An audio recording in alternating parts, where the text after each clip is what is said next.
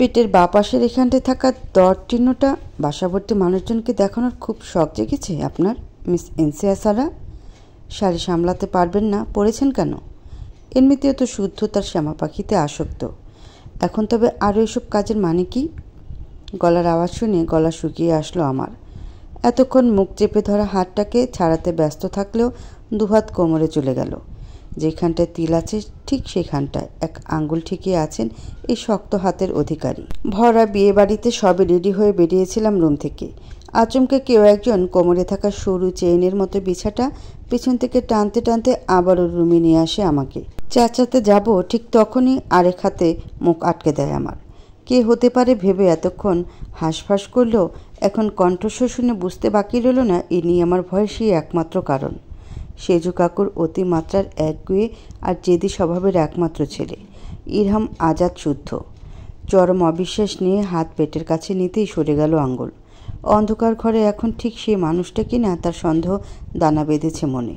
এতগুলো বছরে একটাবার আসেননি উনি শেহনাজ মঞ্জিল, না ওনাকে নিয়ে কোনো কথা হয়েছে এ বাসায়। আজ কোথা থেকে আসবেন উনি? কিন্তু নামটা তো তাই বললেন, শুদ্ধ। আবারও মুখ ধরে রাখা হাত ছাড়াতে নড়াচড়া করতে করতে বললাম, ছাড়ুন। কথা বোধগম্য হয়েছে কিনা মানুষটার কে জানে, মুখ আটকে দিয়ে আছেন। একে তো অন্ধকার, তার উপর এভাবে কেউ ধরে আছেন আমাকে, কোনো ছেলে মানুষ। আর যদি উনি শুদ্ধ ভাইয়াই হয়ে থাকেন তবে তো, কিন্তু উনি কেন আমার সাথে এমন ব্যবহার করতে যাবেন? হুট করে উনি এ বাসায় আসবেনই বা কোথা থেকে? লোকটা পেছন থেকে আবারও বিছা ধরে টান লাগালেন। তার বুকের সাথে পিঠ ঠেকে গেল আমার। কানের কাছে মুখে নিয়ে তাতে দাঁত চেপে বললেন, শাড়ি পরার আগে মনে ছিল না? না, অন্য কেউ নয়, উনি শুদ্ধ ভাইয়াই। জমে গেলাম আমি। কেন এসেছেন উনি আবার? সবই তো ঠিকই ছিল, স্বাভাবিকভাবেই চলছিল সবটা। তাহলে সেদিনের মতো আবারও কি এলোমেলো করে দিতে এসেছেন আমার জীবন? শুদ্ধ ভাই আমার চুলে নাক ডুবিয়েছেন। তার হাত আমার হাতের কবজি থেকে কোনোই উপর অবধি স্লাইড করিয়ে শান্তভাবে বললেন, শুনেছি কাল হলুদ সন্ধ্যায় ছোট হাতার জামা পরেছিলি তুই। তার এমন স্পর্শ, এই শান্ত আওয়াজ, ভয়, অস্বস্তি একসাথে কাজ করছে। নতুন চিন্তার জুটল, এসব উনি কি করে জানেন? কোনোয়ের উপরে ছোট হাতার জামা পরি না আমি। আগের দিন হওয়া সিফাত ভাইয়ের হলুদ সন্ধ্যায় মামির দেওয়া একটা হলুদ জামা ম্যাচ ছিল বলে আর কিনিনি, ওইটাই পরেছিলাম। যদিও ইতস্তত লাগছিল, তবুও ভালো মতোই মিটে গিয়েছিল অনুষ্ঠান। এখন তাতে ওনার কি? সহ্য হচ্ছে না তার স্পর্শ আমার। ছাড়ছেন না কেন আমাকে? সরছেন না কেন উনি? উনি বা হাতের আঙুলগুলো ছুঁয়ে দিতে চেঁচিয়ে বলে উঠলেন, আংটি কোথায় তোর? এমনিতেও ভয়ে কাঁপছিলাম, আংটির কথা শুনে আঁতকে উঠলাম আমি।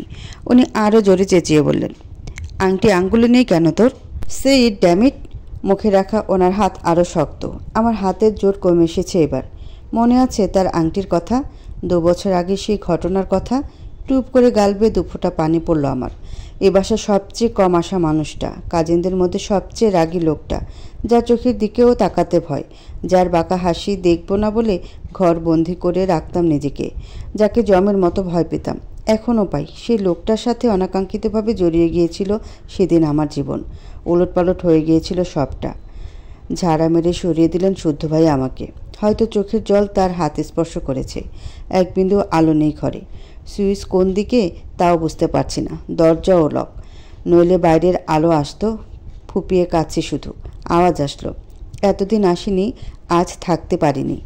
নিজের অস্তিত্বকে জানান দিতে আসলাম, কাউকে বোঝাতে আসলাম সে শুধুই আমার। কান্না থামলেও বিস্ময় কমল না, বরং বেড়ে গেল আরও বেশি করে। উনি গম্ভীরভাবেই বললেন, চুপচাপ শাড়ি পাল্টে বাইরে আয়। আমার স্পর্শকে অপমান করতে যদি আর 1 ফোঁটা চোখের পানি ফেলেছিস তো শুদ্ধের চেয়ে খারাপ কেউ হবে না। তাড়াতাড়ি চোখ মুছে নিলাম। দরজা খোলার শব্দ অনুসরণ করতেই সেদিক ফিরলাম।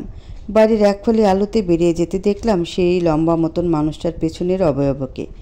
খয়েরি রঙের পাঞ্জাবের ডান হাতের হাতাটা বা হাতে টানতে টানতে বেরিয়ে গেলেন উনি।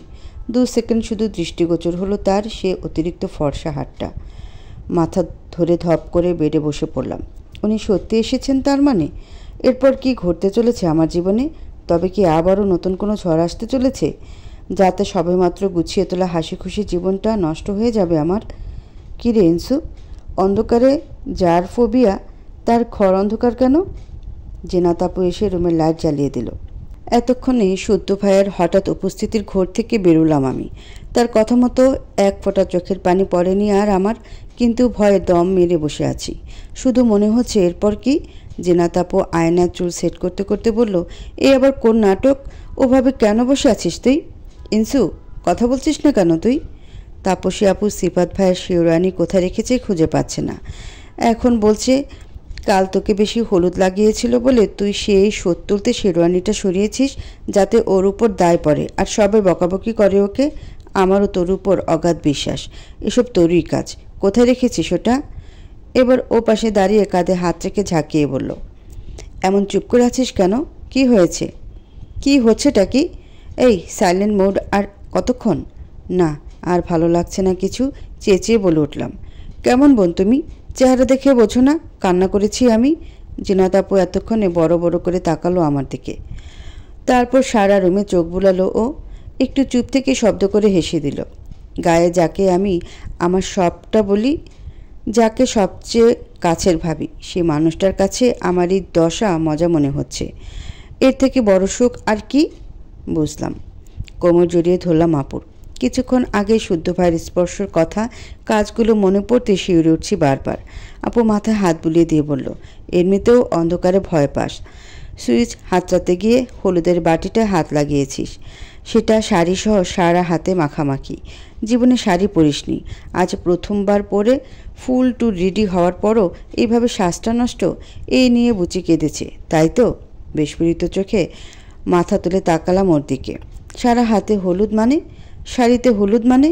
বেডে বসে স্লো মোশনে ঘাড় ঘুরিয়ে সোজা আয়নায় তাকালাম। সত্যি হাত জুড়ে হলুদ, শাড়িতেও লেগে আছে। পাশের ওয়ার্ড্রবের উপর রাখা হলুদের বাটি, তার মানে শুদ্ধ ভাই তখন হলুদ মেখেছেন হাতে আমার। শাড়িটা ওইভাবে নষ্ট করে দিয়ে গেছেন উনি। হতভম্ব হয়ে হাত তুলে হলুদটার বাস্তবতা পরখ করতে যাচ্ছিলাম। জেনাত আপু হাত ধরে ফেলে বলল, ও আউন্সু, আংটিটা তো খুব সুন্দর। আরেক ধফা ঝটকা। আঙ্গুলে সেই আংটি, 2 বছর আগে যেটা আমার আঙ্গুলে নিজের স্থান করিয়ে নিয়ে আমার মন থেকে আব্বুর প্রতি তীব্র ভালোবাসার জায়গাটাকে নষ্ট করে দিয়েছিল। আমারও নিজের পরিবারের কিছু সদস্যদের প্রতি অভিমানের পাহাড় তৈরি করেছিল, যা কল্পনাতেও অসম্ভব ছিল আমার জন্য। প্রিয় একজন তো পৃথিবীতেই নেই, তবুও আমার সাথে হওয়া ঘটনার জন্য মনে মনে আজও অভিযোগ আমার তাকে নিয়ে। হয়তো এই 2 বছরে অনেকটাই স্বাভাবিক হতে পেরেছি, কিন্তু ভুলতে পারিনি। তবে ভোলার চেষ্টায় তো ছিলাম, ভুলেও যেতাম সময়ের সাথে। ভুলতাম তো। চুপ কেন তুই? একদম হীরের মনে হচ্ছে পাথরটা। কবে কিনেছিস? কত দিয়ে? কোথায় থেকে? দেখাসনি আমাকে কেন তুই? কিনেছি। কত দরে কিনেছি? এটা হতে পারতো আমার জীবনের সবচেয়ে অমূল্য জিনিস আপু, সবচেয়ে অমূল্য। হীরের মতো? এটা তো হীরের আংটি। তোমাদের ভাষ্যমতে সবচেয়ে বড়লোক মামার একমাত্র ছেলে ইরহাম আজাদ শুদ্ধর হাত থেকে পড়া আংটি। হীরে তো হতেই হবে। দেখায়নি কেন তোমাদের? সবটা বললো, এত বড় বিষয়টা কেন জানায়নি তোমাকে? কী বলে দেখাতাম আপু? ঠিক কোন সিচুয়েশনে এই আংটি হাতে উঠেছিল আমার? ঠিক কেন এই আংটি পরেছিলাম 2 বছর আগে আমি? কেন কিছুক্ষণ আগ অবধিও এটা কাছে রাখিনি নিজের? ঠিক কেন এটা কোনো দোয়া আর সম্মতির লক্ষণ না হয়ে অভিশাপ আর সময়ের দাবি বলে আমার কাছে ঘৃণার বস্তু হয়ে আছে? ঠিক কেন আপু? কেন? উত্তর নেই আমার কাছে, বিশ্বাস করো, উত্তর নেই। জিনাত আপু এসেছে। আর এক ফাটা স্পিকার। কি হয়েছে? চেঁচাচ্ছিস কেন? আপু জানো, শুদ্ধ ভাই এসেছে। আজ এতগুলো দিন পর আবারও শুদ্ধ ভাই এসেছে শেহনাজ মঞ্জিলে। ইরাম এক প্রকার লাফাতে লাফাতেই পাশে এসে দাঁড়ালো। আমি পা গুটিয়ে হাঁটু জড়িয়ে আরও গুটিসুটি হয়ে বসলাম। জেনাত আপু চকচকে চোখে ইরামের দিকে তাকিয়ে বলল, কি বলছিস তুই ইরু? শুদ্ধ এসেছে? এ বাসায় শুদ্ধ এসেছে? হ্যাঁ, তবে আর বলছি কি, গিয়ে দেখো। বাইরে আব্বু, সেজো কাকু, মেজো কাকু সবার সাথে বসে কথা বলছে শুদ্ধ ভাইয়া। দিদুনের গলা জড়িয়ে বসে আছে একদম। সত্যি বলছিস? এর আগে তো সেই 2 বছর আগে দেখেছিলাম ওকে, তাও শেহনাজ মঞ্জিলে না, হসপিটালে। নানুভাই অসুস্থ ছিল তখন। ছেলেটাকে বুঝি না। বছর 5 আগে তো সবটাই ঠিক ছিল। এ বাসায় আসতো, হাসি ঠাট্টা করতো সবার সাথে। কি এমন পড়াশোনা ব্যস্ত হয়ে পড়লো যে এতগুলো দিন আসেনি এখানে? আজ আসলো তো আসলো বিয়ের দিনেই। কে জানে 2 দিন থাকবে কিনা আদৌ। আরে সেজমা বলেছে এবার থাকবে সবাই মিলে কয়েকদিন। তাই নাকি? গ্রেট। চল তবে দেখা করে আসি। আজও পচাবো ওকে, কেন আসেনি এতদিন? সেজো মামা মামি আগে আসলো, ও এত দেরিতে বিয়েতে কেন আসলো? হাসি ফুটল জিনাত আপুর মুখে। কিন্তু আমার হৃদস্পন্দন বাড়ছে। খামচে ধরে আছি শাড়ি। আমার দিকে ফিরে তাকাতেই আবারও বিরক্তির মুখ করল আপু। চুলে টান মেরে বলল, এই মেয়েটা এখন ওভাবেই আছে, চল যা, এসব হলুদ টুলুদ মুছে চেঞ্জ কর তাড়াতাড়ি। কাঁদো কাঁদো ভাবে তাকালাম ওর দিকে। ও চোখ রাঙিয়ে ওয়াশরুমের দিকে আঙ্গুল তাক করলো। আরও ঝাপড়ে দিলাম হাঁটু আমি। আপু হাত টান মেরে বলল, যা না ইঞ্চু, লেট হচ্ছে তো। আর শোন, বাইরে সুতোকে দেখে অত ভয় পেতে হবে না। কেন যে এমন করিস তুই কে জানে? যে মেয়েটা নিজের বাবা ছাড়া অন্য কাউকে এক চুলো ছাড় দেয় না, সে শুদ্ধর মতো এত মিশুক ছেলেটাকে ভয় পায়। আজব দুনিয়া। আজ এতগুলো বছর পর এ বাসায় এসেছে, এখন অন্তত ব্যবহারটা স্বাভাবিক কর। আল্লাহ মালুম তোর এত ভয়ের কারণ কি। আমার তো মনে হয় তোকে ভয় পেতে দেখেই হয়তো এ বাসায় আসতো না ছেলেটা। তাড়াতাড়ি আয়, আসছি আমরা, গড়গড় করে বলে দিয়ে ইরাম জিনাত আপু দুজনেই বেরিয়ে গেল। কপালে চিন্তার ভাঁজ পড়ে রইল আমার। শুদ্ধ ভাইয়া হঠাৎ আবার এই বাসায় আসলেন। সবাই মিলে কয়দিন থাকবেন? শুদ্ধ ভাইয়াও কেন? কি বলে গেলেন উনি? নিজের অস্তিত্ব জানান দিতে এসেছেন? কেউ তা জানাতে এসেছেন? এসব বলার কারণ কি? কি ঘটতে চলেছে আমার জীবনে তার এই আকস্মিক আগমনে? এইভাবে একজাক্টলি আর কতক্ষণ? শুদ্ধ ভাইয়ের দাঁতে দাঁত চেপে বলার রাগী আওয়াজের কথাটা বাড়ি খেলো কানে। চোখ স্বাভাবিকভাবে বন্ধ করে রুমের দরজা আটকানোর জন্য সর্বশক্তিতে ঠেলে দেওয়ার চেষ্টা ছিলাম। আর সে মানুষটা এক হাতে দরজা বন্ধ হওয়া থেকে আটকে দিয়েছে। গায়ের জোরটা যে তোর খুব বেশি না, প্রমাণ দেব? সেটার কনসিকুয়েন্সটা ভালো হবে তো? কি বললেন উনি? কনসিকুয়েন্স? আরও ভয় পেয়ে দরজা জোরে ঠেলতে লাগলাম। এক হাতে কি করে আমার এত ধাক্কাধাক্কি আটকে দিচ্ছেন উনি? লাগছে না কেন দরজাটা? এরপর আমার কি হবে তাহলে? বাসার সবাই যখন তৈরি হয়ে বরযাত্রী নিয়ে বেরোতে ব্যস্ত, চেঞ্জ করে রুমে বেডে চাদর গুটিয়ে শুয়েছিলাম। জিনাত আপু কানের দুল ঠিক করতে করতে রুমে ঢুকলো। কোনো দিক না তাকিয়ে আয়নার সামনে দাঁড়িয়ে বলল, জানিস ইঞ্চু, শুদ্ধটা আরও অনেক হ্যান্ডসাম হয়ে গেছে দেখতে, আর আরও বেশি মজা করতে। বলতে বলতে আয়নাতেই দেখলো আমাকে। এগিয়ে এসে সামনে বসে বলল, শাড়ি পাল্টে রেডি না হয়ে এ বেশি কেন তুই? আর শুয়ে আছিস কেন? যাবি না? আমার শরীর ভালো লাগছে না আপু, যাব না আমি বাইরে। মানে? শরীর দুর্বল লাগছে। কম খাটুনি যায়নি তো এ কয়দিন। খাটুনি তোর? ওভাবে বলছো কেন? মেশিন নই আমি, ক্লান্তি আমারও আছে। কাজটা কি করেছিস তুই? চুপ রইলাম। জবাব দেওয়ার কিছু নেই। শপিং আর সবার কাজ বিগড়ানো ছাড়া কিছুই করিনি আমি। ওসব কথা তুললে আমারই অপমান। হুট করে কি হলোটা কি তোর? আর বাইরে না গেলে সিফাত ভাইয়ার বিয়েতে কি করে যাবি? যাব না আপু। তো তোমরা যাও না? যাবি না মানে? সীমা ভাবি তো তোর সাথে বাসায় ঢুকবে বলেছে, আর তুই এমন? বললাম তো শরীর ভালো লাগছে না আমার, জ্বর লাগছে। ওর নাটকের শেষ আছে আপু? গায়ে হাত দিয়ে দেখাতো এক ফোঁটা জ্বর আছে কিনা। ইরামের কথা মতো জিনাত আপু তাই করলো। কটমটে চোখে তাকিয়ে রইলাম ওর দিকে। জিনাত আপু বিরক্তি নিয়ে বলল, যাবি না কেন? এই ইরু, শুদ্ধকে দেখেছিস? তাপসী আপুর মুখে রুমে ঢুকিয়ে ওই নাম। চোখ বন্ধ করে দুটো জোরে শ্বাস নিয়ে নিজেকে সামলালাম। না, দিদুন তো বলল শুদ্ধ ভাইয়া নাকি ইমরোজ ভাইয়ার সাথে আগেই বেরিয়ে গেছে। যাক, তার মানে উনি বরযাত্রীর সাথে গেছেন। এবার আরও যাব না আমি, রুমেই থাকবো। কি রেন্সু, তুই এভাবেই কেন এখনো? আসলে তাপসী আপু, একটু শরীর খারাপ লাগছে, গা গোলাচ্ছে কেমন যেন। তো তাই বলে কি তোরা ওকে জোর করেছিস কেন? দরজা দিদুন দাঁড়িয়ে, মোটামুটি সোজা হয়েই হাঁটে সে, তবে সাপোর্ট হিসেবে লাঠিটা হাতে থাকে। হাসি ফুটলো আমার মুখে। দাদা ভাইয়ের মতো দিদুনও আমার সব কথা রাখে। একে বোঝালাম তো সবাইকে বোঝালাম। নানুমণি, ও বলছে ও নাকি যাবে না। কেন? বলছে তো শরীর খারাপ, ব্যাঙের আবার সর্দি। তো কি জিনাত, নাই গেল অসুস্থ শরীর নিয়ে। এমনিতেও বাসর ঘর সাজাতে কয়েকজন তো থাকছেই, ওই না হয় থাকুক। কিন্তু দিদুন, থাক, তুমি চুপই থাকো। তাপসী আপুকে থামিয়ে দিল দিদুন। ওই চুপ মেরে গেল। শেওনাজ মঞ্জিলে এখনও তার কথাই চলে। দিদুন বাইরে থেকে যতটা করার, ভেতরে ততটাই নরম। অবশ্য আমার কাছে তা নয়। যেমনটা দাদাভাই ছিল, দিদুনের করা কথাও তাকে জড়িয়ে ধরে নিজের করে নেই। বিরক্তি নিয়ে বেরিয়ে গেল ওরা সবাই। জিনাত আপু রাগই করেছে আমি জানি। অনেক প্ল্যান ছিল আমাদের, এমনটা ছাড়া উপায় নেই। যেভাবে যতটুকু পারি দূরে থাকবো তার। একটা দীর্ঘশ্বাস বেরিয়ে এলো। দিদুন এগিয়ে এসে বিছানায় বসলো। আমি সোজা হয়ে বসলাম। দিদুন বলল, গেলি না কেন? জড়িয়ে ধরে বললাম, যেখানে দিদুন যাবে না ওখানে আমি কেন যাব? তো তোর বাসর ঘরেও দিদুনকে নিয়ে যাস কেমন? হাত আলগা হয়ে হাসছিল, তবুও মুখে হাসি টেনে বললাম, হ্যাঁ হ্যাঁ, কেন নয়, বিছানায় তোমাকে বসিয়ে আমি নিজে খাটের নিচে থাকবো, ডোন্ট ওয়ারি। আহ, বেশ তো। অল্প বয়স্ক নাতি জামাইয়ের সাথে বাসরটা আমিই সেরে ফেলবো। ফিক করে হেসে দিলাম। দিদুন গাল ছুঁয়ে বলল, আচ্ছা হয়েছে, এবার তুই আরাম কর, আমিও আসছি, কিছু লাগলে মলিকে ডেকে নিস কেমন? হাত মুঠোতে নিয়ে চুমো দিলাম। দিদুন বেরিয়ে গেলে দরজাটা লাগিয়ে দিলাম আমি, কিন্তু একটু পরে রুমে দম বন্ধ লাগছিল, যেন অনেকক্ষণ হলো বাইরে বেরোয়নি। যেহেতু যমরাজ নেই তাই সবেমাত্র দরজা খানিকটা খুলেছি, তখনই কেউ থাবা মারে দরজায়। লাফিয়ে উঠে লাগানোর চেষ্টায় লেগে যাই, শুরু হয় ধাক্কাধাক্কি। গায়ের জোরটা দুহাত কাত, পায়ের হাঁটু সোজা দাঁড়িয়ে বাঁকা দাঁড়িয়ে সব রকমভাবে খাটিয়ে যাচ্ছি, লাভ নেই। দরজা এক চুলো নড়ছে না। আটকাবো কী করে? সরবেই বা কীভাবে? স্বয়ং শুদ্ধ আটকে আছেন যে, সেটা। ঠোঁট কামড়ে ধরে নিজের মতো করে চেষ্টায় আছি ওটা লাগানোর। শুদ্ধ ভাই এবার চেঁচিয়ে বলে উঠলেন, তোর সাথে হাইড অ্যান্ড সিক খেলতে আসেনি রাফার। কথাটা বলে দরজা ঠেলে ভেতরে ঢুকে ঠাস করে ওটা লাগিয়ে দিলেন উনি। কাঁপতে কাঁপতে কয়েকবার পিছিয়ে গেলাম চোখ বন্ধ রেখে। এবার আরও ভয় করছে। চোখ খিচে বন্ধ করে রেখেছি। চায় না ওনার মুখোমুখি হতে, চায় না 2 বছর আগের ঘটনা মনে রাখতে। উনিও তো চান না, তাই তো এ বাসায় এর মধ্যে আসেননি কোনো দিন। আব্বু তো বলেছিলেন মাথা থেকে ওসব ঝেড়ে ফেলতে। তবে কেন আজ এতদিন পর নিজের মতো করে থাকতে গিয়ে ওনার মুখোমুখি হতে হলো আমাকে? আমি তো নিজেকে বুঝিয়ে নিয়েছি। উনি কেন এমন করছেন তবে?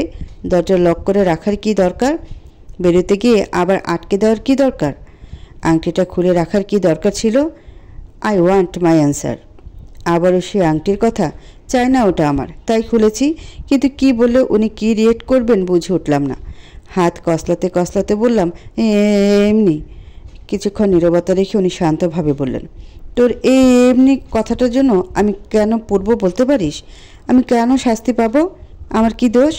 বিস্ময়ে চোখ মেললাম, কিন্তু তা যতদূর সম্ভব নামিয়ে রাখা যায়। শাস্তি পোড়ানো? কি বলছেন উনি এসব? সেজ কাকু কিছু বলেছেন ওনাকে নাকি? সামনে দাঁড়ানো মানুষটার ফর্সা পা, সাদা পায়জামা পরেছেন উনি। হাঁটু অব্দি খয়েরি পাঞ্জাবিটা উঠছে ফ্যানের বাতাসে। সে পাঞ্জাবির হাতা গোটানো শুভ্র হাত জোড়ার একটা সাদা রঙেরই ঘড়ি চিকচিক করে উঠেছে। মুঠো করে রাখা হাতটার কৃষ্ণ লোমগুলো পড়ে আছে নিমিলিতভাবে। আবারও দৃষ্টি এদিক ওদিক সরিয়ে চোখ বন্ধ করে নিলাম। যা দেখা চোখ নিজেও সইতে পারে না, মন মস্তিষ্ক মানবে কি করে? 2 বছর 1 মাস 12 দিন পর তোর সামনে এসেছি সিয়া, একটাবার তাকাবি না আমার দিকে? ওর নাম মুঠো করে ধরলাম। সিয়া, এই ডাক? কতদিন পর আমার সামনে এসেছেন উনি, এটা মনে আছে ওনার? এভাবে? আর এই করুণ চাওয়া, এটা কেমন আবেদন? এত আকুল আওয়াজ। এভাবে কথা বলেন না উনি আমার সাথে। আজ কেন বলছেন তবে? কি হয়েছে ওনার? সেদিনের মতো আজও কি বাধ্যবাধকতায় দায়িত্ববোধের ভার সামলাতে এইভাবে বলছেন? সেটা যাই হোক, আমি কোনোভাবে নিজেকে দুর্বল করতে পারবো না আর কোনোভাবে নিজেকে গুড়িয়ে দিতে। তাকাবো না তার দিকে, দেখব না সেই 2 চোখের গভীর চাহনি, পড়ব না তার ঠোঁটের ওই বাঁকা হাসির মোহমায়ায়। ইনসু, ইউ আর স্ট্রং। মানা করে দে ওনাকে, মানা করে দে। আপনি চলে যান এই রুম থেকে। কেন? আমি চাই না আপনি এখানে থাকুন। এইভাবে পুড়িয়ে পুড়িয়ে মেরে ফেলতে চাস তার মানে? কলিজা মোচড় দিয়ে উঠল আমার। সবটা ভুলে চোখ জোড়া শত শত অভিযোগ নিয়ে মাথা তুলে তাকালাম তার দিকে। ফর্সা চেহারায় মানানসই কুচকুচে কালো ভ্রুযুগল, কপালে কিঞ্চিত ভাঁজ, গালের চাপদারি, ঈষৎ লালাপ কিংবা বাদামি রঙা ঠোঁট জোড়া সেই বাঁকা হাসি, আর ওই গভীর চোখ দেওয়ার চাউনি, যার অতলে ডুব দেওয়ার জন্য আকাশসম সাহস দরকার। সেই সাহস দেখিয়েছি আজ আমি। উনি নিজের হাত দুটো পেছনে ধরে আমার দিকে ঝুঁকে বললেন, এই তো তাকিয়েছিস। কথাটা প্রতিবর্ত ক্রিয়ার মতো স্বয়ংক্রিয় স্নায়ুতে নাড়া দিতে সাথে সাথে চোখ নামিয়ে নিলাম। নুয়ে গেলাম আমি। ঘাট তুলে দেখাটা বেশ মানায় তোকে লিলিপুট কোথাকার। মজা নাকি অপমান করছেন বোঝার উপায় নেই আমার, তাই চুপই রইলাম। মরার কথা সহ্য হলো না বুঝি? হুম, মনতায় সম্মতির লক্ষণ। এনিওয়ে, না কাম টু দ্য পয়েন্ট। 2 বছরে আমি দেখতে হ্যান্ডসাম হয়েছি নাকি আরও হ্যান্ডসাম হয়েছি? কপাল কুঁচকে এলো আমার। ওনার ব্যবহারের আগামাথা বুঝে আসছে না। 5 বছর আগে এই বাসায় আসলে সবার সাথে হাসি ঠাট্টা করতেন। আমি আগে থেকেই কথা কম বলতাম ওনার সাথে। উনিও কোনো আলাদা আগ্রহ দেখাননি। রাগ ছিল, জেলাসি ছিল। সে কি আমাদের পরিবারের সবচেয়ে ভালো রেজাল্টধারী। আব্বু সবসময় ওনার উদাহরণ দিতেন। হুট করে ওনার ব্যবহারের ধরন বদলে গেল এক সময়। ধমকে ধমকে কথা বলতেন। আমাকে সামনে যেতে দেখলেই উঠে চলে যেতেন, যেন আমি মানুষটা কোনো ঘৃণার জিনিস তার কাছে। দেখতে নাই পারুক আমাকে। কথায় কথায় ধমক কেন? স্টুডেন্ট ভালো বলে অ্যাটিটিউড দেখাক, আমাকে ধমকাবে কেন? এক প্রকার অসহ্য লাগতো তার ব্যবহার। এতদিন গায়েব থেকে আজ আবার এই ব্যবহার কেন? 2 বছর আগের ঘটনার জন্য? তবে এই 2 বছর কি ছিল? বললি না বাইরে তোর প্রতিবেশী কাজিন তাহমিনাকে জিজ্ঞাসা করে আসি বরং। ড্রয়িং রুম থেকে দেখলাম মেয়েটা অনেকক্ষণ হলো জানালার ধার দিয়ে উকি চুকি দিচ্ছে। উনি পা বাড়াতেই অজান্তে বলে ফেললাম, আপনি বরযাত্রীর সাথে যাননি? শুদ্ধ ভাইয়া থেমে গেলেন। আমি অস্বস্তিতে পড়ে গেলাম। খুব দরকার ছিল আটকানোর? যাক না। উনি আবারও আমার দিকে ঘুরে বুকে হাত গুজে বললেন, আসলে কি বলতো, বর হওয়া ছাড়া ওইসব বরযাত্রী টরযাত্রী পোষাবে না শুদ্ধর। একেবারে বর বেশে বরযাত্রীতে জয়েন করব। তাহমিনা বর বেশে অনেক দূর এগিয়েছেন উনি।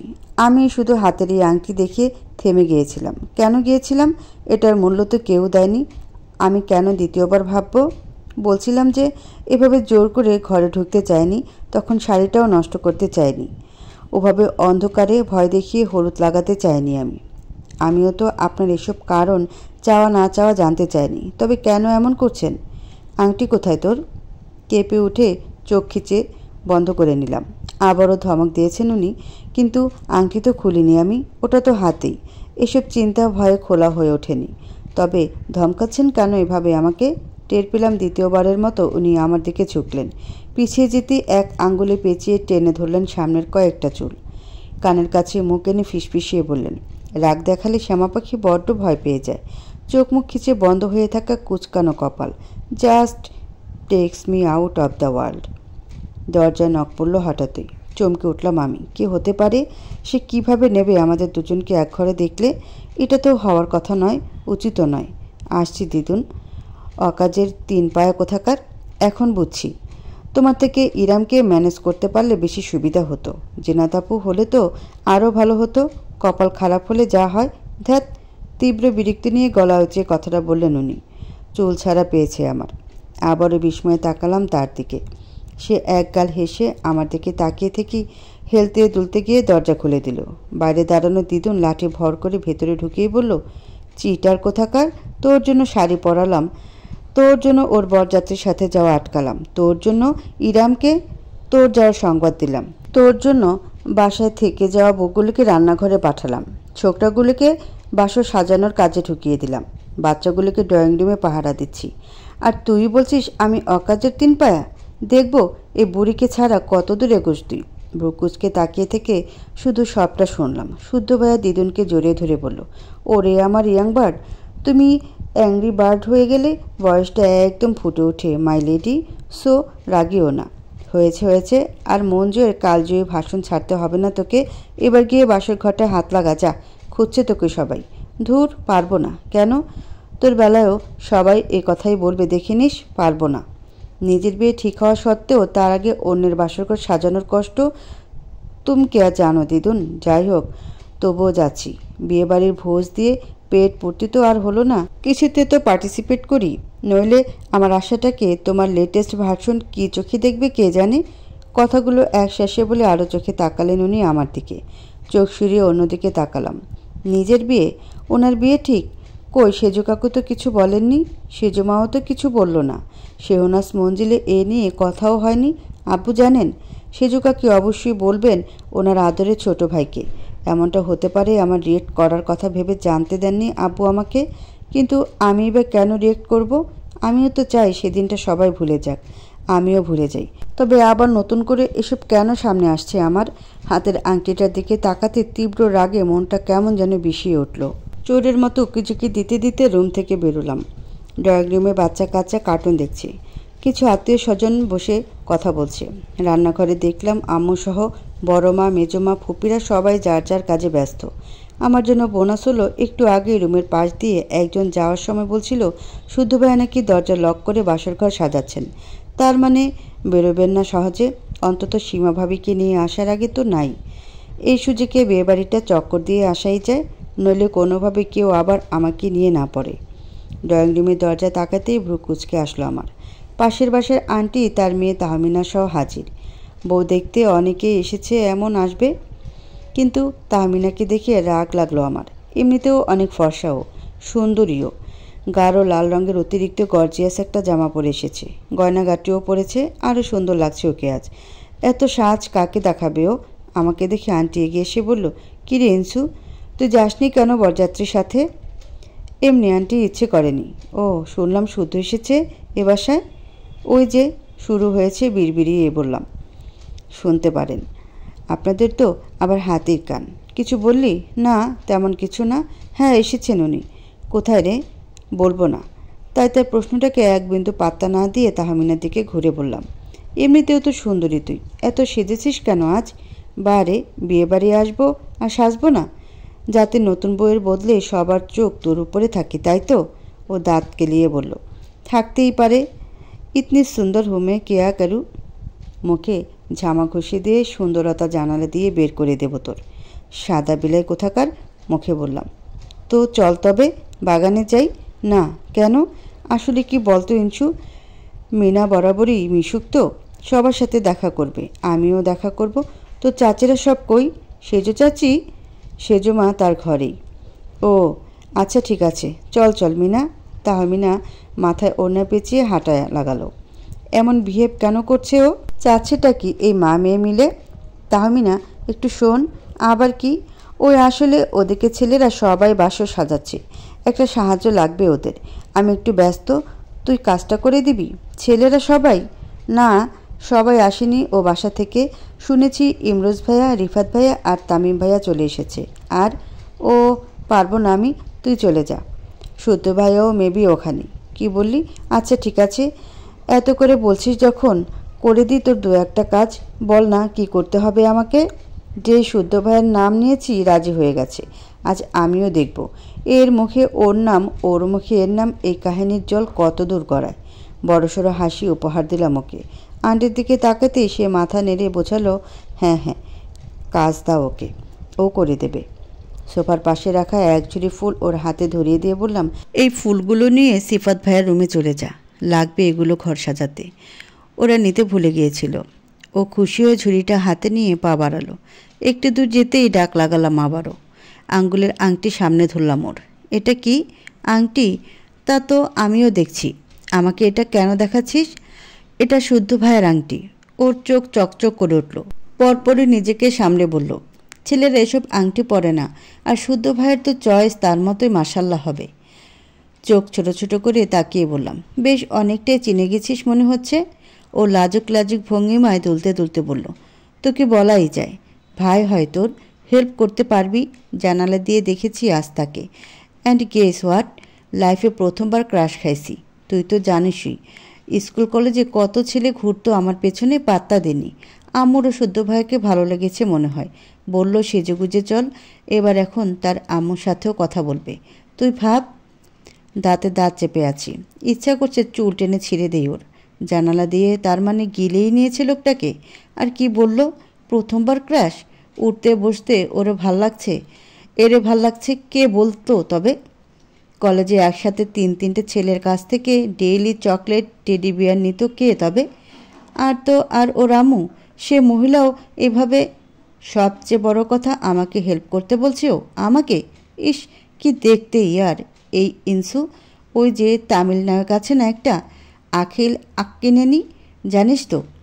আমার কাছে তো শুদ্ধ ভাইকে পুরাই তার মতো লাগে। সেম গায়ের রং, সেম হেয়ার স্টাইল, দাড়িগুলোও অমন, আর বডি ফিটনেস তো। কিছু ছিঁড়ে যাওয়ার শব্দে থামলো। কোনো এক ফ্যান্টাসির জগতে বিচরণ করতে করতে এতগুলো কথা বলছিল। ওর ওড়নাটা ঝুড়ির সাথে বাজাতে খুব একটা কষ্ট হয়নি আমার। টান মেরে ঝুড়িটা নিতে গেছি, ছিঁড়ে গেল ওড়নাটা। কি করলি তুই এটা ইনসু? এত সুন্দর ওড়না আমার। সরি রে, খেয়াল করিনি। ভাবলাম যে গুণকীর্তন জুড়েছিস, সময় লাগবে তোর, তার চেয়ে বরং আমি ফুলগুলো দিয়ে আসি, এর জন্য ঝুড়ি নিয়ে যাচ্ছিলাম। আমি কি করে জানবো তোর সাধের ওড়না পেঁচিয়ে আছে ওতে? তুই থাক, আমি দিয়ে আসছি এটা। তাহমিনা ওড়নার ছেঁড়া অংশ কোনো মতে সামলে ঝুড়িটা নিয়ে নিল আবারও। বলল, না আমিই যাব। আংটিটা শুদ্ধ ভাইয়েরই তো? শিওর না? এটা শুদ্ধ ভাইয়ের রুমেই ছিল। মলি খালা পেয়েছিল, আমাকে দিয়ে দিতে বলল। তুই যাচ্ছিসই, তাই ভাবলাম তোকেই।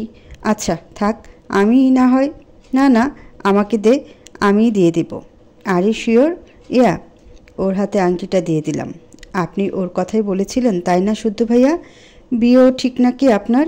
তাহলে এই আংটি আমার কাছে রাখবো কেন আমি? এমনিতেও তো খুলেই রেখেছিলাম, আপনি এসে হুট করে আবারও। এবার তাহমিনার হাতেই পাঠিয়েছি, খুশি হবেন অবশ্যই। তাহমিনা পা বাড়ালো। ওর পেছন পেছন লুকিয়ে রুম অবধি আসলাম আমিও। দরজায় নক করতেই ভেতর থেকে একজন বলে উঠল, খোলা যাবে না? আরে ইয়ার, প্রেম করবি, ভয় কিসের? দরজায় নক করার উত্তর সমেত নিজেদের কথাও চালিয়ে যাচ্ছে ওরা ভিতরে। আর একটু কৌতূহল নিয়ে কান খাড়া করে দাঁড়ালাম। তাহমিনা আবারও দরজা ধাক্কিয়ে বলল, আসলে আমি কিছু খোলা যাবে না। ভয় না রে শুদ্ধ, প্যারা লাগে প্যারা। বাবু খাইছো গানের বাস্তব রূপ এক একটা। তাহমিনা আবারও বলল, আমাকে বলা হলো এখানে ফুল লাগবে, তাই খোলা যাবে না? হ্যাঁ, যা বলছিলাম, I also have special one. তবে সে এইসব তোদের নিবিদের মতো বাবু খাইছো নিয়ে পড়ে থাকে না। সে তো এবার শুদ্ধ ভাইয়ের আওয়াজ, তার স্পেশাল ওয়ান। তার মানে তার সাথে কি তবে তার বিয়ে নিয়ে? হাতের মুঠোতে ওড়না শক্ত করে ধরে জিভ দিয়ে ঠোঁট ভেজালাম। চোখ চুলকাচ্ছে, সে চোখের পানি বেরোনোর চেষ্টায় আছে। এপাশ ওপাশ তাকিয়ে পর পর পলক ফেলে কান্না আটকালাম। এই কথায় কান্না মানায় না তোকে ইনসু, মানায় না। আজ না হোক কাল এটা শুনতেই হতো তোকে, তুইও জানতিস তা। তবে কাঁদবি কেন? তাহমিনা আবারও ডাক লাগালো। তবে যে ইনশিয়া বলল। দরজা খুলে গেল। আড়াল থেকে ওপাশে কে তা বুঝতে পারছি না। তাহমিনা লাজুক হেসে ভেতরে ঢুকলো। কি নির্লজ্জ মেয়ে, অতগুলো ছেলের মাঝে ভেতরে ঢুকে গেল। কিন্তু দরজাটা পুরোপুরি খোলা। দেয়াল ঘেঁষে দাঁড়ালাম খানিকটা। শুদ্ধ ভাইয়া বলছেন, এ ফুল কেন এনেছো বললে? ইনশিয়া বলল, লাগবে নাকি এখানে? ও আচ্ছা, যা তুমি, এ ফুল লাগবে না। না না মানে কেন? এগুলো দিয়েও সাজান না রুম? অলরেডি সাজানো হয়ে গেছে, তুমি বরং ওগুলো অন্য কোথাও লাগিয়ে দাও। এই যে দেখুন না, এই দেয়ালে বড় ফুলটা লাগালে কত ভালো দেখাচ্ছে। আর ওইখানটায় সাজেশন দেওয়ার জন্য থ্যাঙ্কস, তবে লাগবে না। দেখুন না এটা। এই কি প্যানপ্যানানি বাদিয়েছিস তুই তাহমিনা? শুদ্ধ বলেছে লাগবে না তো লাগবে না, যা তো, ডিস্টার্ব করিস না। আহ ইমরোজ, ওভাবে ধমকাচ্ছিস কেন? বাচ্চা মেয়ে। ও তাহমিনা বাচ্চা মেয়ে? আমার 2 মাসের বড় ও। ওকে ধমকানো যায় না? আমাকে ধমকানো যায়? ইমরোজ ভাইয়ার কথা যদি ধমকি হয় তবে নিজেরটা কি? হাজার হার্স কম্পাঙ্কের ঘর কাঁপিয়ে কাঁপিয়ে কথা শোনানোর সময় এই সাধুবাদ মনে থাকে না? তুই হঠাৎ হাঁচি দিছিস কেন এভাবে? আসলে এ ফুলে অ্যালার্জি আছে আমার। ও আচ্ছা, শিট, কী করলাম আমি? এটা তো জানতাম না ফুলে অ্যালার্জি হয়। এবার লোকটা হাঁচি দিতে দিতে অসুস্থ না হয়ে পড়ে। কি করব এখন? Sorry sorry sorry, extremely sorry. আমি জানতাম না ভাইয়া, সরি। ইনসু যে কেন এভাবে। ইটস ওকে, তুমি ওটা নিয়ে বেরিয়ে যাও, তাতেই হবে। জি ভাইয়া। হ্যাঁ বলো। এটা নাকি মলিখালা আপনার রুমে পেয়েছিল, আমাকে দিয়ে দিতে বলল। কিছুটা নীরবতা। আমি এদিকে অস্থির হয়ে পড়েছি কথাটার রিয়াকশন কি তা জানার জন্য। মোটামুটি আধা মিনিট পর রীতিমতো ধাক্কা খেয়ে বাইরে বেরিয়ে এলো তাহমিনা। ঝুড়িটা ঢিল মেরে বাইরে ফেলে দিয়ে কেউ ঠাস করে লাগিয়ে দিল দরজা ভেতর থেকে। চমকে উঠে আমি দেয়ালে আরও লেপ্টে দাঁড়িয়ে গেলাম। আমাকে দেখি তাহমিনা ঠোঁট উল্টে ন্যাকি সুরে বলে উঠল, ওই ফুল কেন দিলি তুই? শুদ্ধ ভাইয়ের অ্যালার্জি আছে ওতে, আংটিটা কেন দিলি? ওটা দেখি কেমন পাথর হয়ে গেলেন উনি। আর ইমরোজ ভাইয়া হাত ধরে বের করে দিল আমাকে। আংটিটা যদি ওনার হবে তবে রাগ করলো কেন? আর যদি ওনার না হবে তবে নিলই বা কেন? আমার খুব পছন্দ হয়েছিল ওটা, একদম হীরের মতো দেখতে পাথরটা। ঠাটিয়ে চর মারার ইচ্ছা করলো ওকে, বেয়াদব মেয়ে। একে তো ওর জন্য এই ফুল টুলের নাটক সাজালাম, এর ফলে লোকটা অ্যালার্জিতে হাঁচি তুলছে সমানে। এতটুকু রাগ দেখায়নি, তবুও ফ্যাস ফ্যাস করছে। আর তো আর আংটিটাতেই নজর ওর। বদমাইশ বিলাই রানী, খাচ্চন্নি মেয়ে একটা। স্টপ ইট, ছিচকাতুনে কোথাকার। কাচ্ছিস কেন? ইনসু, আংটিটা। আবার আংটির নাম নিচ্ছে। কত বড় সাহস ওর! রাগে ফুঁসে উঠে ঢং করে বাঁধা ওর সামনের চুলগুলোর 8টা ছোট ছোট ক্লিপ একটানে খুলে ফেললাম। আহ! শব্দ করে মাথায় হাত দিয়ে হা করে তাকিয়ে আছে ও আমার দিকে। ক্লিপগুলো ওর হাতে গুজিয়ে দিয়ে দাঁতে দাঁত চেপে বললাম, তোর চুলের স্টাইল নষ্ট হয়ে গেছে। আমার রুমে গিয়ে দেখ, ড্রেসিং টেবিলের সামনেই জিনাত আপুর হেয়ার স্প্রে রাখা আছে, চুলটা ঠিকমতো সেট করে আয়। ও চুলগুলো হাতে ধরে এক পলক চুলের দিকে এক পলক আমার দিকে তাকালো। কিছুটা জোর দিয়ে বললাম, বরযাত্রী এখনই বউ নিয়ে চলে আসবে কিন্তু, অ্যান্ড ট্রাস্ট মি, একদম পেতনির মতো লাগছে তোকে। এক মুহূর্ত দেরি না করে দৌড় লাগালো। রণমূর্তি ধারণ করায় সামনে আসা চুলগুলো রাগ নিয়ে কানে গুঁজে দিলাম। দেয়ালে পিঠ থেকে দাঁড়ালাম আবারও।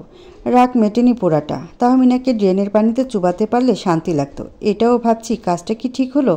শুদ্ধ ভাইয়ের এখনও হাঁচি হচ্ছে, খুব কষ্ট হচ্ছে ওনার।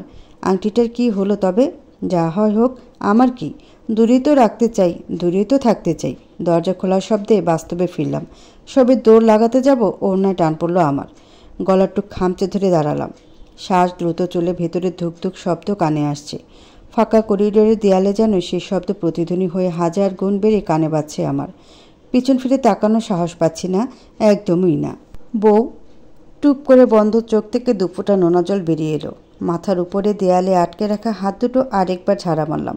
কানে গোজা চুলগুলো এসে একদম চোখে মুখে পড়ল।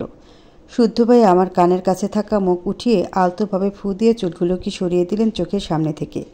ফুপিয়ে কাছি আমি। উনি এক হাতে আমার 2 হাতের কবজি একসাথে করে মাথার উপরে দেয়ালে আটকে দিয়েছেন। আরেক হাতে গালে লেগে থাকা পানি মুছিয়ে দিয়ে বললেন, এতটা অভিমান? চোখ মেলে তাকালাম আমি। উনি বাঁকা হাসলেন। সে হাসিতে বিন্দু মাত্র সহমর্মিতা নেই আমার চোখের পানির জন্য। আমি তো শুধু বিদ্রুপই দেখতে পাচ্ছি। ঠাট্টা? এসবই ঠাট্টা মনে হয় তার? মজার বিষয় এটা, আমি কাঁদছি। অতি সাহস জুগিয়ে ওড়না কিসে আটকেছে তার দেখতে ঘাড় ঘুরিয়ে পেছনে তাকিয়েছিলাম আমি। যা দেখলাম তাতে শিউরে উঠলাম। শুদ্ধ ভাইয়া রুমের ভেতরের দেয়ালে পিঠ থেকে দরজা খুলে ওড়না ধরে রেখেছেন আমার। ওড়নাটা হাতে আরেক প্যাচ ঘুরিয়ে ঘরের ভেতর তাকিয়ে বললেন, ইমরোজ, তোর কল অফ গফ, তাই না? Continue continue. আর তামিম, তোর কল অফ নেচার। বড্ড সময় লাগাস তুই। নিউলি ম্যারিড কাপলের ওয়াশরুমটা বুঝি গেল। রিফাত, বেলকনির দরজার পর্দাটা পাল্টে দিয়ে আয় তো। কথাগুলো বলে আমার দিক ফিরে একটা ইনোসেন্ট হাসি দিলেন উনি। গলা শুকিয়ে গেল আমার সে হাসিতে। একটা শুকনো ঢোক গিলে ওড়না টানতে টানতে বললাম, এটা ছাড়ুন। কোনো হেলদোল নাই তার। আমি আরও জোরে 2 হাতে টানতে টানতে বললাম, ছাড়ুন ওড়নাটা। শুদ্ধ। উনি এক টান দিলেন ওড়নায়। টাল সামলাতে না পেরে কয়েক পা এগিয়ে গিয়ে দরজা ধরে দাঁড়ালাম। অল্পের জন্য গায়ে পড়িনি তার। মাথা তুলেও আর তাকাতে পারবো না। 2বার তার উষ্ণ নিঃশ্বাস চোখে লাগলো আমার। আচমকে ওড়নাটা আমার গলায় পেঁচিয়ে বাইরে বেরিয়ে দরজাটা লাগিয়ে দিলেন শুদ্ধ ভাইয়া। শ্বাস নিতে কষ্ট হচ্ছে। 2 হাতে গলার ওড়নাটা ধরে প্যাচ আলগা করার চেষ্টা করতে যেতেই শুদ্ধ ভাইয়া এক হাতে আমার 2 হাত ধরে আমার মাথার উপরের দেয়ালে আটকে দিলেন। তোকে বলেছিলাম আংটি না খুলতে। সাহস কী করে হলো তোর আংটি খোলার? Answer me dammit. প্রতিটা ধমকে কেঁপে কেঁপে উঠছি শুধু। হাত ছাড়ানোরও চেষ্টা করেছি, লাভ হয়নি। উপায়ান্তর না দেখিয়ে জবাব দেওয়াটাই শেষ ভরসা মনে করলাম। কাঁপা কাঁপা গলায় বললাম, চাই না ওটা পড়তে। উনি আরও ফুঁসে উঠে বললেন, হাউ ডেয়ার ইউ? শুদ্ধকে দেখাচ্ছিস? কি চাস তুই? আর কি চাস? চাস না? ওয়েল, আজ আমিও দেখাবো তোকে কি চাই আর কি চাই না। ভরকে গেলাম আমি। এক পলক তার দিকে তাকালাম। বাঁকা হেসে মুখ এগোচ্ছেন আমার দিকে। ঠোঁট কামড়ে ধরে পা উঁচু করে দেয়ালে গাল ঠেকিয়ে আরও মিশে যেতে লাগলাম দেয়ালে। গায়ের জোর কোনোদিনই কাজে লাগলো না ভেবে তীব্র রাগ হলো নিজের উপর। কিছুটা সময় পর সেই সম্বোধন, বউ, এত অভিমান কেন তোর বউ? আবারও একই কথা বললেন উনি। আমি কেন শুনবো তা? শুনবো না, শুনতে চাই না। ওনারও তো বলার কথা না। কেন বলছেন উনি তবে? আমাকে আঘাত করতে? কিন্তু আমি তো আর নিজেকে ছোট করতে পারবো না, কোনোভাবেই না। কোনো বউটই নই আমি আপনার। আপনি তো। শুদ্ধ ভাইয়ের দেয়ালে আটকানো 2 হাত পেছনে নিয়ে নিজের সাথে মিশিয়ে নিলেন আমাকে। এক হাতে ঘাড়ে সবগুলো চুল মুঠো করে চেঁচিয়ে বললেন, এনাফ অফ ইউর ননসেন্স। যেটা করলি আর যেটা বললি কোনোটাই ঠিক করলি না তুই, সিয়া। এবার শুদ্ধর অনুরূপ দেখবি তুই। গুনে গুনে সবটার জন্য শাস্তি দেব তোকে আমি। আর যা বললি তার সত্যতার সময় বলে দেবে। Time will say. Just wait and watch. ঝাড়া মেরে আমাকে ছেড়ে দিয়ে দূরে দাঁড়ালেন উনি। দু হাতে মুখ চেপে ধরে হু হু করে কাঁদতে লাগলাম। কিছুই কানে যায়নি আমার। শুধু এটুকু বুঝেছি উনি কষ্ট দিয়েছেন আমাকে, বরাবরের মতো আজও ধমকেছেন আমাকে। নিজে যেটাকে ভোলার চেষ্টারত সেই অতীত দিয়ে আঘাত করেছেন আমাকে। ছুটে চলে আসতেই উনি হাত আটকে দিলেন আমার। কিছুটা কাছে টেনে দু গাল ধরে অস্থিরভাবে বললেন, কাঁদিস না শিয়া, প্লিজ কাঁদিস না। কোথায় লেগেছে তোর? বল না। এই গলায়, হাতে, গালে কোথায় লেগেছে তোর সিয়া? বল না সিয়া, বল না। ইনসু। সেজমার গলা শুনে দু পা পিছিয়ে দাঁড়ালাম। তাড়াতাড়ি চোখ মুখ হাতের পিঠে মুছে এক নজর জল ভরা চোখে দুজনের দিকেই তাকিয়ে দৌড়ে রুমে চলে আসলাম আমি। রুমে 2-3টা বাচ্চা ড্রেসিং টেবিলের কাছে বসে এটা ওটা ধরছে মনে হলো। ওয়াশরুমে ঢুকে দরজা লাগিয়ে দিলাম। কান্না পাচ্ছে, প্রচণ্ড কান্না পাচ্ছে। একটু পরেই নক পড়ল দরজায়। চোখ মুছে চেহারায় পানি ছিটিয়ে দরজা খুললাম। সেজমা বেরিয়ে জোরপূর্বক হাসি টেনে বললাম, তো তুমি সেজমা, কিছু লাগবে তোমার? সে কিছুক্ষণ তাকিয়ে থেকে মলি খালাকে ডাক লাগালো। খালা আসতেই বলল, মলি, বাচ্চাগুলোকে একটু কিছু খাইয়ে দে, ঘুমিয়ে যাবে ওরা, ওদের আম্মু ব্যস্ত। মলি খালা মাথা নেড়ে সবগুলোকে নিয়ে চলে গেল। নজর চুরি করে এদিক ওদিক তাকিয়ে কিছুক্ষণ আগের ঘটনা ভোলার চেষ্টায় আছি আমি। সেজমা বলল, তুই আগের মতো আমাকে আর ভালোবাসিস না, তাই না ইঞ্চু?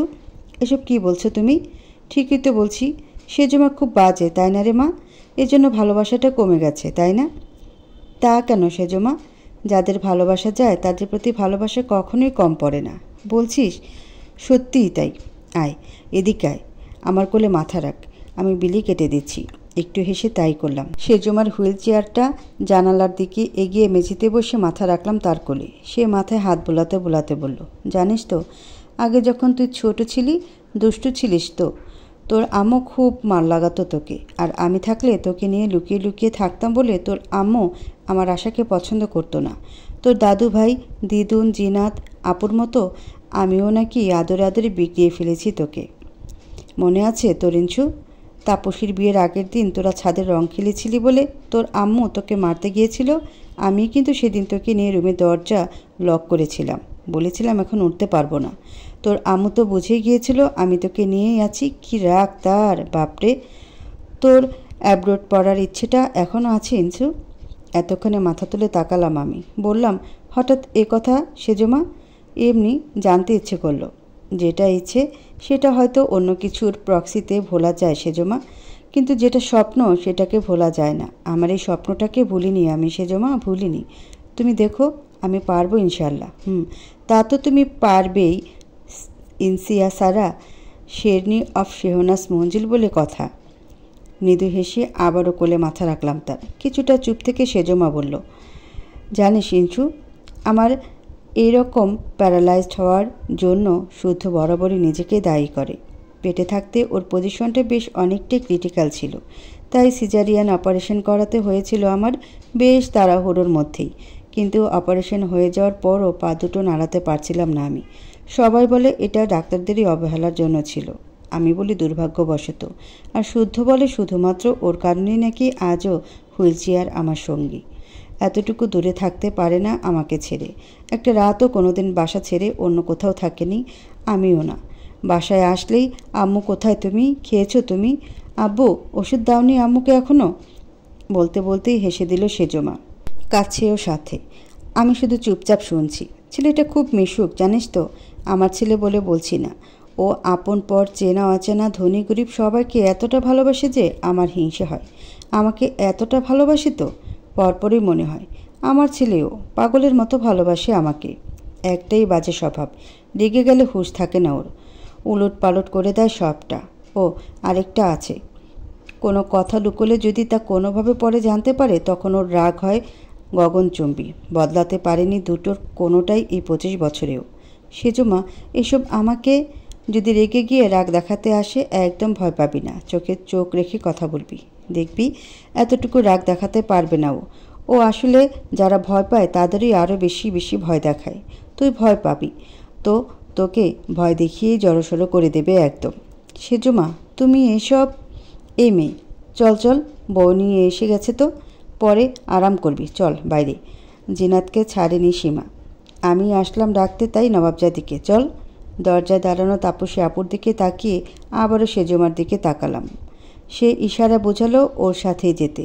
উঠে দাঁড়িয়ে একটু ঠিকঠাক হয়ে বেরিয়ে এলাম রুম থেকে। সিফাত ভাইয়ের বাসর ঘরে বিছানার নিচে পা ঝুলিয়ে শটান হয়ে শুয়ে আছেন শুদ্ধ ভাইয়া। কপালের ওপর হাত রেখে চোখ ঢেকে আছেন উনি। বাইরে নিয়মকানুন সেরে সীমা ভাবিকে নিয়ে এগুলাম ঘরের দিকে। এতক্ষণ ওখানে উনি ছিলেন না বলে স্বাভাবিকই ছিলাম। ভেবেছিলাম দরজা লক থাকবে, পৌঁছে দিয়েই চলে আসব, কিন্তু সীমা ভাবি খামচে ধরে রেখে আমাকে আর জিনাত আপুকে। হাত ঘেমে গেছে ওর, ইতস্তত লাগছে। আবার সামনে শুদ্ধ ভাইয়ের ওই রূপে ভাবলেশীনভাবে শুয়ে থাকাও দেখতে পারছি না। ঈশান ভাইয়া বলল, এটা কেমন নিয়ম শালাবাবু? আমরা তো জানতাম দরজা লক থাকবে, তোমরা টাকা চাইবে, দিয়ে দেবে, চলে যাবে। দরজা খুলে রেখেছ, টাকা নেবে না নাকি? ইমরুজ ভাইয়া দাঁত কেলিয়ে বলল, কে বলল টাকা নেব না? কড়ায় গন্ডায় আদায় করব টাকা। শুদ্ধ হিসাবটা দে তো। কিসের হিসাব? বিয়ে করে ক্লান্ত আমি, কোনো আজাইরা ঝামেলা পাকাস না ইমরোজ, তাই বুঝি? তাহলে এক কাজ করো সিফাত ভাইয়া, আমরা এখানে থাকি, তুমি বরং আমাদের জন্য বরাদ্দ করা রুমটাতে ফুলটু নাক ঢেকে ঘুমাও গিয়ে, কেউ ডিস্টার্ব করবে না। ওই ইনসু, যা তো সীমা ভাবিকে তোর রুমে নিয়ে যা, আজ না হয় বাসরটা আমরা ব্যাচেলাররাই। তামিম ভাইয়ের কথা শুনে সিফাত ভাইয়া সীমা ভাবির হাত ধরে ফেলল। সবাই জোরে হেসে দিল একসাথে। আমি তখনও আরও চোখে শুদ্ধ ভাইয়ের শান্তশিষ্ট দেহটাকে বিছানায় পড়ে থাকতে দেখছি। নড়ে চেড়ে উঠতে দেখেই চোখ সরিয়ে নিলাম আমি। উনি বললেন, রিল্যাক্স গাইজ, এত সুন্দর করে রুম সাজালাম আর সিফাত ভাইয়া অন্য ঘরে চলে যাবে? নট ফর্সা।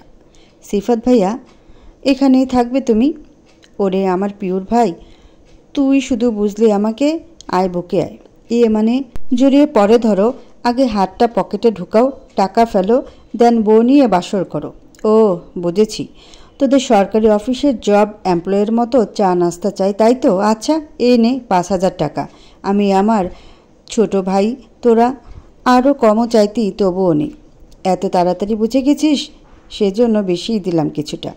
আহা, আজ এইভাবে আমাদের ভাই বলছো যে সিফাত ভাইয়া? এই গ্র্যান্ড বাসর ঘরের জন্য 5,000 টাকা? এটা ভ্রাতৃত্ববোধ নাকি কিপটামো?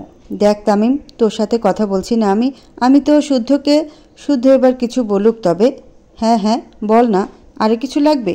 ওকে যা, দেনমোহরের উপরের 1 টাকাটার মতো এখানেও 5,001 টাকা ধার্য করলাম, যদিও খুচরা নেই এখন আমার কাছে, ও দিয়ে দেবো এক সময়।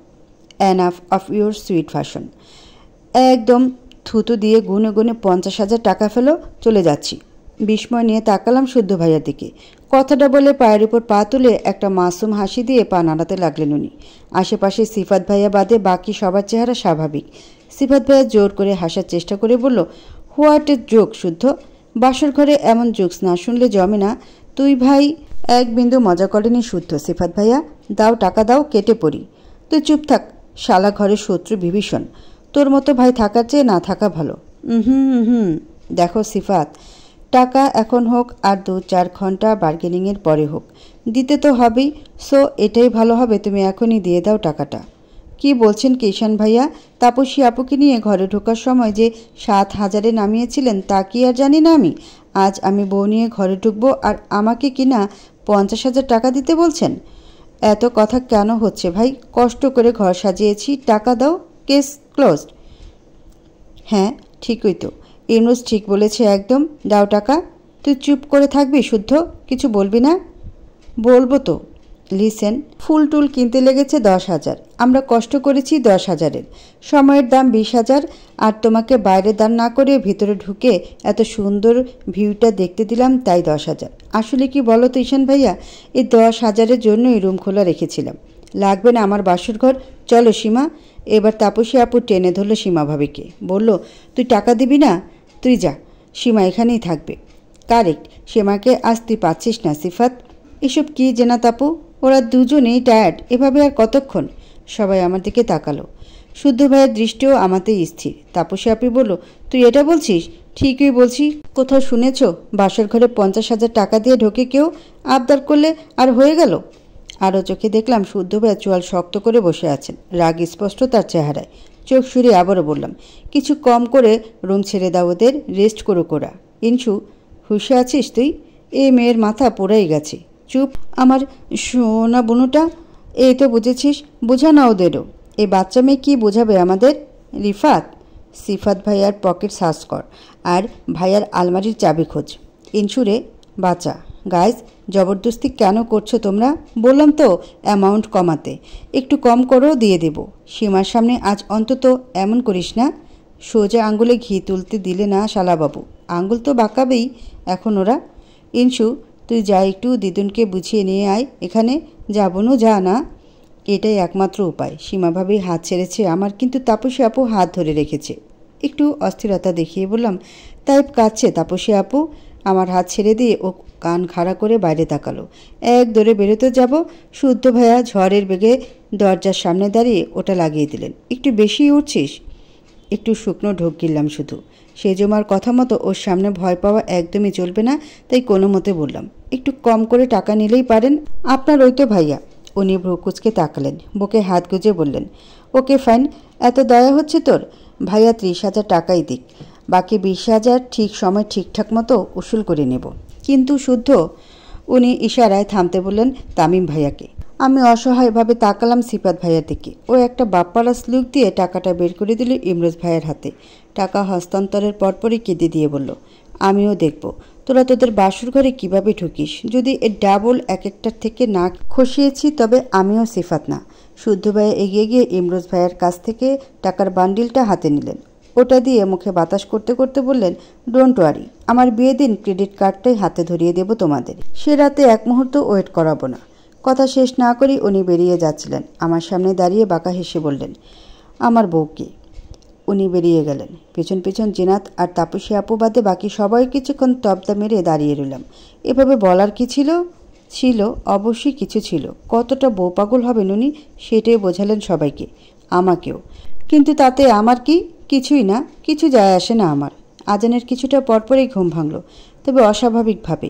ঘুমের মধ্যে টের পেলাম কেউ একজন এক আঙ্গুলে চোখে পড়ে থাকা চুলগুলো সরিয়ে দিল।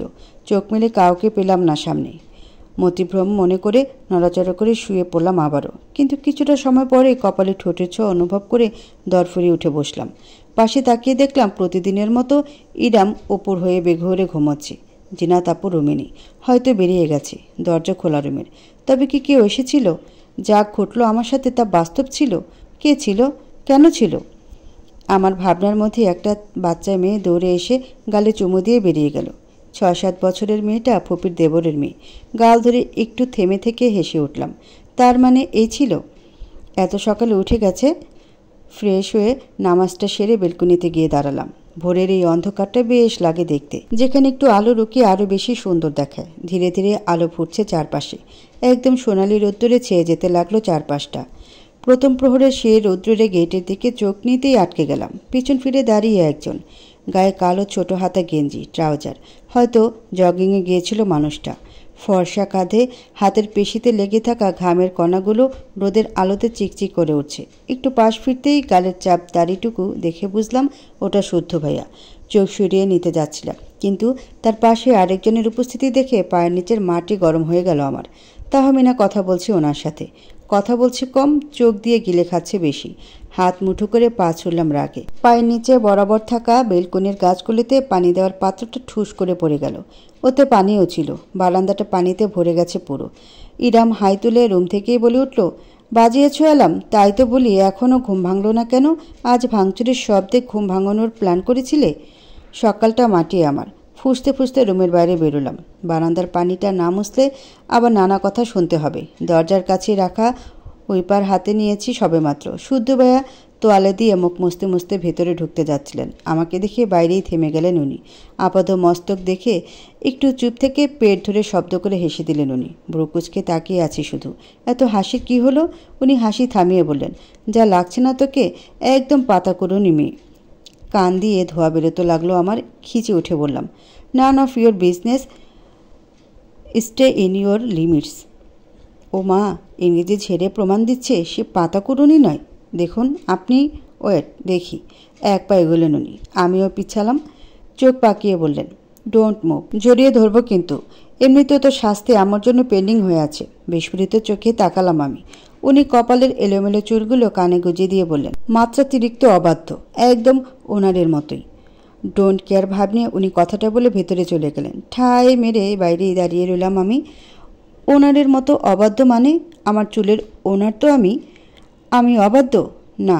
এই লোকটাকে ভয় পাই বলে সত্যিই ভয় দেখান আর অপমান করেন আমাকে। আর না, এবার থেকে জবাব দেব ওনাকে আমি।